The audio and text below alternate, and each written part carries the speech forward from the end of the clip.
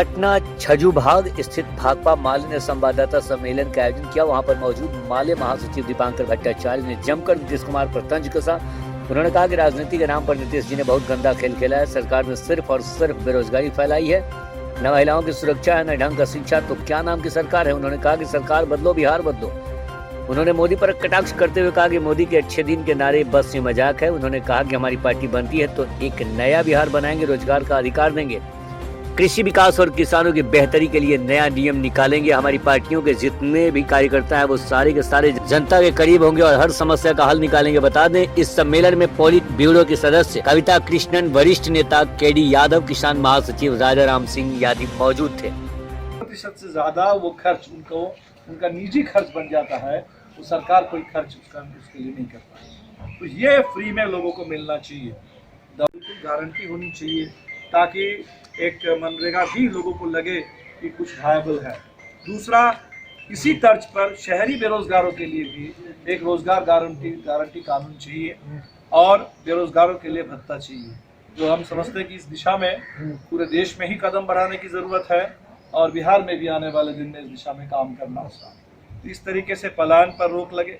शिक्षा जिस तरह से निजीकरण हो रहा वो दिशा अगर बिहार में भी अपनाई जाएगी तब बिहार में तो बिल्कुल बच्चों के पढ़ने का अधिकार नहीं है। सर्विस सेक्टर की इंडस्ट्रीज बन सकती है, तो बिहार के लिए वायबल इंडस्ट्रियलाइजेशन का एक बिल्कुल काम करना होगा। सेकेंडली, कुछ लोग कह रहे थे कि भाई शायद मनरेगा से पलायन रुके। हमने देखा कि मनरेगा से पलायन नहीं रुका। मनरेगा से ज़्यादा आप कह सकते हैं कि जो लोग भुखमरी से पीड़ित थे, एक हद तक उनके पास कुछ जीने का साधन उनको मिला। तो मनरेगा पलायन तभी एक हद तक कम कर पाएगा जब मनरेगा की शर्तें बेहतर होंगी। मनरेगा में अभी जो है एक परिवार में एक को रोजगार दिया जाता। हमारा काम है कहना है कि जो जॉब कार्ड है वो परिवार को नहीं मिलता है, जॉब कार्ड व्यक्तियों को मिल रहा है। और जॉब कार्ड जब व्यक्तियों को मिल रहा है, सभी जॉब कार्ड धारियों को, चाहे एक परिवार में जितने जॉब कार्ड धारी हो, सभी जॉब कार्ड धारियों को काम मिलना चाहिए। साल में कम से कम 200 दिन काम मिलना चाहिए करने होंगे। एक, जो कल कारखाने बंद पड़े हुए हैं चालू करना होगा। बिहार में नए सिरे से इंडस्ट्रियलाइजेशन के लिए जो कम, हम नीतीश जी को सुना कि नीतीश जी कह रहे हैं इंडस्ट्री इसलिए नहीं है क्योंकि बिहार में कोई पोर्ट नहीं है और बिहार में समुंदर नहीं है। अब वो कहाँ से समुंदर लाने वाला है बिहार में मैं नहीं जानता, और पोर्ट भी आज देश में जितने हैं वो अदानी के लिए बन रहा है।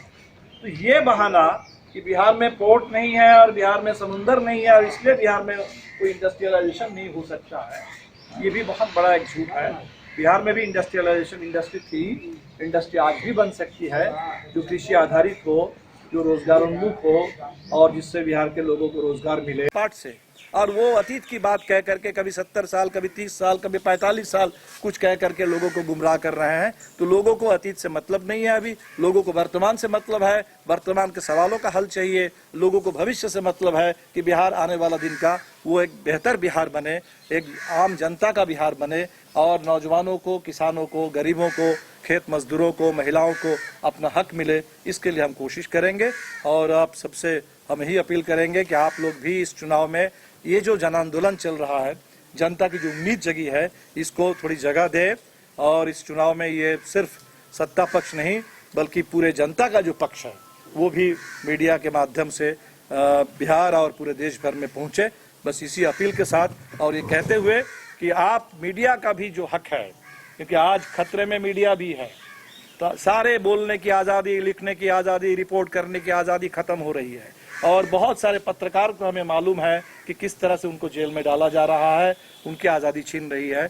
और आप सबके भी आज़ादी के लिए भाकपा माले का जो ये घोषणा पत्र है, सबकी आज़ादी के लिए, लोकतंत्र के लिए, बोलने की आज़ादी के लिए, लिखने की आज़ादी के लिए। कि देखिए, जो किसी भी चीज़ को करने का आप जो नीतियाँ लेते हैं, चाहे महिलाओं का मामला हो, महिलाओं के अधिकारों का सशक्तिकरण का मामला हो, चाहे वो स्वच्छता का मामला हो, कोई भी चीज़ हो, उसे लोकतांत्रिक तरीके से भी करने की ज़रूरत है। तो इसमें हम लोग का मानना है कि महिलाओं के साथ में जो महिलाओं को जो सपोर्ट की ज़रूरत है, जब उनके साथ कोई गलत चीज़ होता है तो उस समय जिस तरह के हेल्पलाइंस की ज़रूरत जो होम्स चलते हैं उसमें तो मुजफ्फरपुर कांड में तो बता ही दिया क्या चल रहा है, तो उसका एक रेगुलर ऑडिट, उस तरह के तमाम होम्स का एक रेगुलर ऑडिट, जितने विद्यालय चल रहे हैं, कस्तूरबा विद्यालय, अंबेडकर छात्रावास वगैरह छात्रावास विद्यालय, इन सब का एक रेगुलर हर 6 महीने पे एक सामाजिक ऑडिट हो, सामाजिक चेकिंग हो कि ये सही से चल रहे हैं कि नहीं, वहाँ के जो रहते हैं बच्चे, रहते हैं महिलाएं, वो क्या कह रहे हैं, उनकी बात को सुनना। हमने उसी के साथ में जैसे जो स्वच्छ भारत अभियान है, इसको लेकर के हमारा मानना है कि एकदम खुले में जो शौच है इसे रोकना बेहद जरूरी है, और ये रुका नहीं है। अभी भी बिहार में घूमते हुए अभी आपको अच्छे से सारे लोग जानते हैं कि नहीं रुका है। रोकने का जो तरीका है उसमें हम लोग का मानना है कि ये जो तरीका अपनाया गया है, जिसमें गुंडागर्दी से घूम घूम करके लोगों को पब्लिक में शर्मिंदा करना, महिलाओं को शर्मिंदा करना, उनका फोटो खींच करके, वीडियो खींच करके लगाना, ये जो चल रहा है, ये लेटेस्ट खबरों के लिए देखते रहिए MUZ न्यूज और ताज़ा अपडेट पाने के लिए चैनल सब्सक्राइब करना ना भूलें।